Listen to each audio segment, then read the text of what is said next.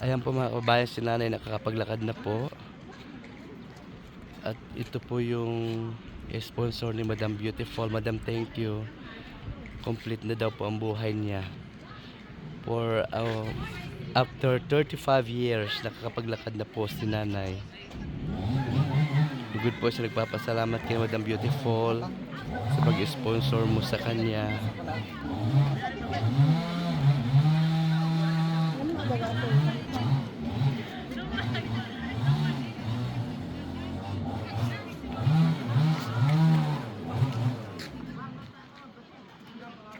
Ayan po siya.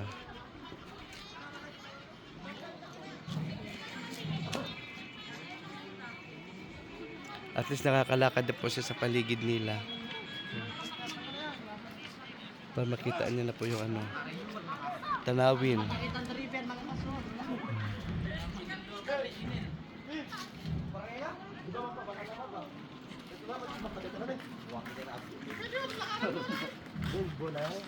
Ayan po.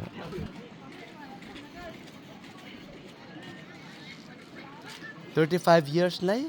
Bago ka nakalakad? 33. Ay, 33 years. After 33 years mga kababayan, mga madam niya, natupad na po ang pangarap na na muling makumplito ang kanyang buhay daw.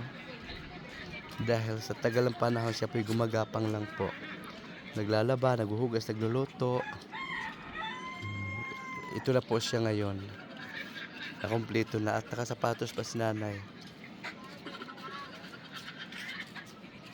Ang ganda ng ang ganda na ng kanyang pakiramdam ngayon. Mamaya makakausap po natin sa mga kababayan kung ano naramdaman niya ngayon. At syempre magpapasalamat siya sa nagbigay at nagtiwala sa kanya.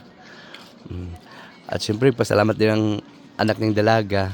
Tuwang-tuwa din. Oo, tuwang-tuwa din siya. Trueness ba? Yes. Oo. Ayan po si Javier. Ang nag-iisang unikaihan ni nanay.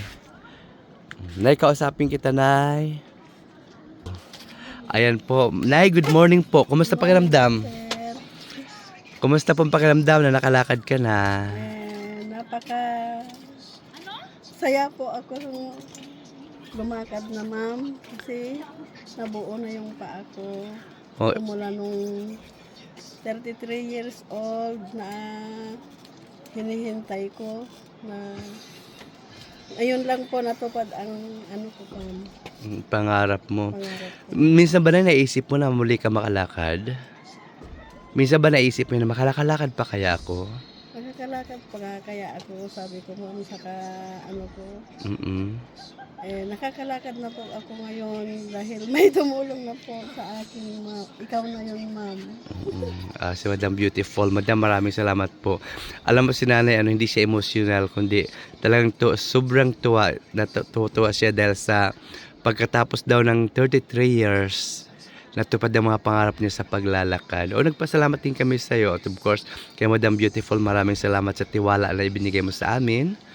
At kahit papano naibsan yung mga pangarap ni nanay na makalakad muli. Ngayon naglalakad na po siya, Madam. So, siyempre kailangan natin lubos magpasalamat kay Madam na yun, no? Madam Beautiful. May ano sasabihin mo kay Madam Beautiful? Ma'am, bakit yan na gano'n? Beautiful. Ma'am, maraming salamat po sa iyo, ma'am, ha. Yung lahat ng tulong mo po sa akin. Maraming salamat po, ma'am. Oo, salamat din at least natulungan mo sarili mo at nakalakad ka. Yan po, nakashoes po siya lagi. Everyday po yung nakashoes. At ito pa ang good news mga kababayan. Siya daw po ang sasali sa Miss Iglo next year.